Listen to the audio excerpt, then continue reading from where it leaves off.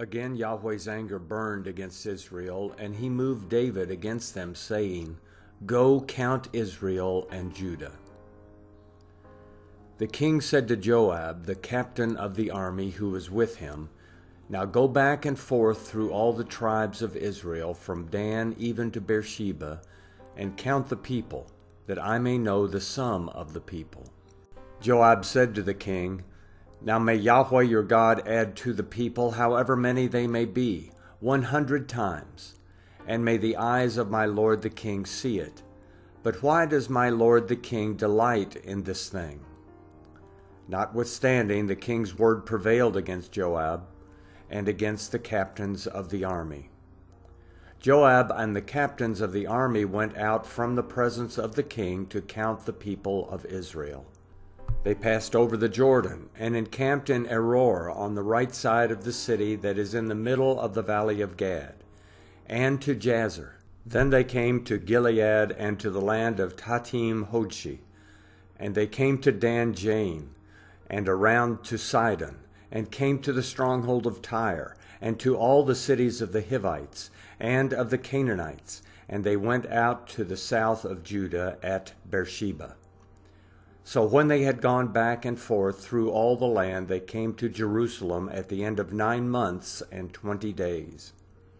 Joab gave up the sum of the counting of the people to the king, and there were in Israel 800,000 valiant men who drew the sword, and the men of Judah were 500,000 men.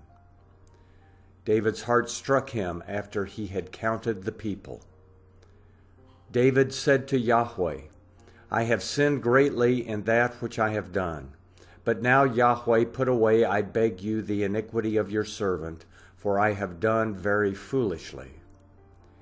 When David rose up in the morning, Yahweh's word came to the prophet Gad, David's seer, saying, "Go and speak to David. Yahweh says, I offer you 3 things. Choose one of them, that I may do it to you."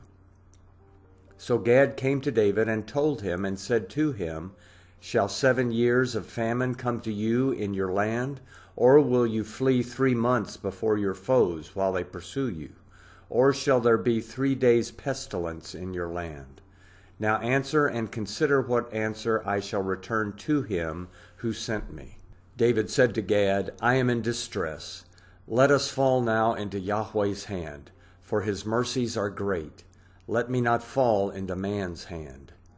So Yahweh sent a pestilence on Israel from the morning even to the appointed time, and 70,000 men died of the people from Dan even to Beersheba. When the angel stretched out his hand toward Jerusalem to destroy it, Yahweh relented of the disaster, and said to the angel who destroyed the people, "It is enough. Now withdraw your hand." Yahweh's angel was by the threshing floor of Araunah the Jebusite. David spoke to Yahweh when he saw the angel who struck the people, and said, "Behold, I have sinned, and I have done perversely. But these sheep, what have they done? Please let your hand be against me and against my father's house." Gad came that day to David and said to him, "Go up, build an altar to Yahweh on the threshing floor of Araunah the Jebusite." David went up according to the saying of Gad, as Yahweh commanded. Araunah looked out and saw the king and his servants coming on toward him. Then Araunah went out and bowed himself before the king with his face to the ground. Araunah said, "Why has my lord the king come to his servant?" David said, "To buy your threshing floor, to build an altar to Yahweh, that the plague may be stopped from afflicting the people." Araunah said to David, "Let my lord the king take and offer up what seems good to him. Behold the cattle for the burnt offering, and the threshing instruments, and the yokes of the oxen for the wood. All this, O king, does Araunah give to the king." Araunah said to the king, "May Yahweh your God accept you."